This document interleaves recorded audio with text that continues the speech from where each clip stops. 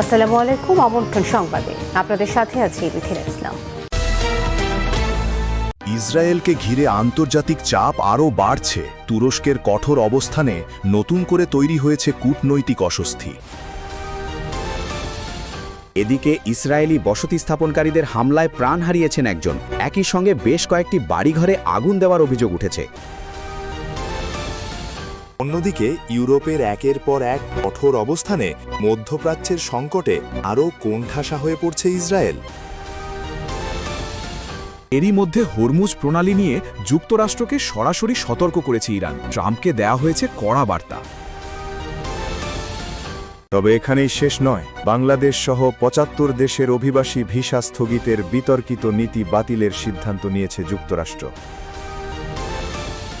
এদিকে ইরানের সামরিক সক্ষমতায় উত্তর কোরিয়ার প্রভাবের সম্ভাবনা নিয়ে নতুন করে শুরু হয়েছে আন্তর্জাতিক পর্যায়ের আলোচনা। অন্যদিকে দীর্ঘ ২৬০ দিন পর ইরান যুদ্ধের প্রেক্ষাপটে মার্কিন রণতরীর ফিরে আসার ঘটনায় নতুন করে বাড়ছে সামরিক উত্তেজনা। এদিকে অর্থনৈতিক নিষেধাজ্ঞার কারণে ইরানের সামরিক সক্ষমতা দুর্বল হয়ে পড়েছে বলে দাবি করেছেন মার্কিন প্রেসিডেন্ট ডোনাল্ড ট্রাম্প। এরই মধ্যে পুতিনের আহ্বানে রাশিয়ার পাশে এসে দাঁড়িয়েছে মিত্ররা। যুদ্ধে কিমের যোদ্ধাদের অংশগ্রহণ নিয়ে তৈরি হয়েছে নতুন আলোচনা। সবশেষে মার্কিন নিষেধাজ্ঞার বিরুদ্ধে আরও কঠোর অবস্থানের বার্তা দিয়েছে ইরান। এতে দুই দেশের উত্তেজনা ফের বাড়ার আশঙ্কা তৈরি হয়েছে। আর সেই উত্তেজনার মধ্যেই ট্রাম্প প্রশাসনের ব্যর্থতার দিকগুলো সামনে এনে নতুন বার্তা দিয়েছেন ইরানের পররাষ্ট্রমন্ত্রী আরাগচ্চি। যুক্তরাষ্ট্রের প্রেসিডেন্ট ডোনাল্ড ট্রাম্প ইরানের বিরুদ্ধে ইতিহাসের সবচেয়ে কঠোর অর্থনৈতিক অবরোধ বা ইকোনমিক ডিডে ঘোষণার পর ইরান এর কড়া সমালোচনা করেছে। একদিকে ডোনাল্ড ট্রাম্প দাবি করেছেন যে ইরানের অর্থনীতি ও সামরিক বাহিনী পুরোপুরি ধ্বংস হয়ে গেছে। অন্যদিকে ইরানের পররাষ্ট্রমন্ত্রী আব্বাস আরাকচি জানিয়েছেন অতীতের মতো এবারের অবরোধও নিশ্চিতভাবে ব্যর্থ হবে। শুক্রবার ইরানের পররাষ্ট্রমন্ত্রী আব্বাস আরাকচি সামাজিক যোগাযোগ মাধ্যম এক্সে বলেন, ১৪ বছর আগে ইতিহাসের সবচেয়ে পঙ্গু করে দেওয়া অবরোধ ব্যর্থ, ৮ বছর আগে সর্বোচ্চ চাপ ব্যর্থ, ৫ মাস আগে নিঃশর্ত আত্মসমর্পণ ব্যর্থ, আজ সর্বকালের সবচাইতে ধ্বংসাত্মক অর্থনৈতিক অভিযান ব্যর্থ হতে বাধ্য।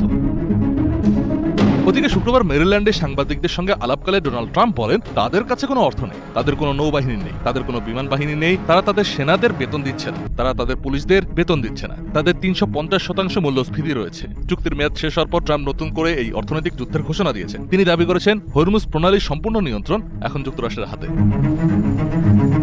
তবে ট্রাম্পের এই দাবিটির সত্যতা নেই। যুক্তরাজ্যের মেরিটাইম ট্রেড অপারেশনস জানিয়েছে ওই অঞ্চলে এখনো বাণিজ্যিক জাহাজের চলাচল যুদ্ধপূর্ব অবস্থার চাইতে প্রায় ৯০% কম রয়েছে। এছাড়াও ডোনাল্ড ট্রাম্প দাবি করেছেন যে ইরানে বর্তমানে ৩৫০% মূল্যস্ফীতি চলছে। তবে আন্তর্জাতিক অর্থনৈতিক পর্যালোচনার তথ্য বলছে গত জুলাই মাসে ইরানে মূল্যস্ফীতির হার ছিল প্রায় ৮৮%।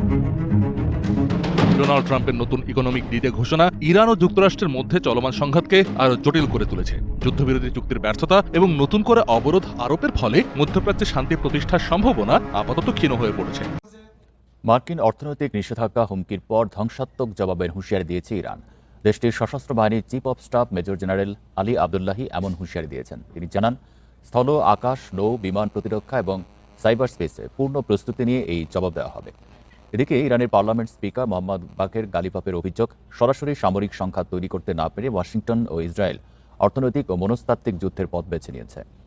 এদিকে মার্কিন অর্থমন্ত্রী স্কট বেসেন্ট জানিয়েছেন, আগামী সোমবার তিনি প্রস্তাবিত এই নিষেধাজ্ঞার বিস্তারিত তুলে ধরবেন।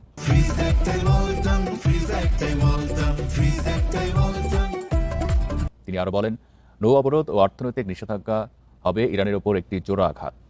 তবে ইরানের পররাষ্ট্রমন্ত্রী আব্বাস আরাকচি এক্সে দেওয়া এক পোস্টে বলেন, অতীতে যুক্তরাষ্ট্রের তৈরি করা চাপের মতো এটিও ব্যর্থ হবে।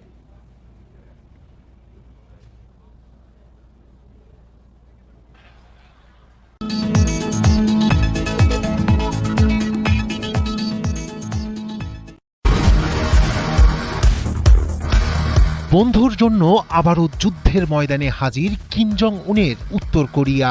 এবার আর শুধু রাশিয়ার জন্য উত্তর কোরিয়ার সেনারাই আসছে না, সাথে তারা নিয়ে এসেছে মিসাইল, ড্রোনও।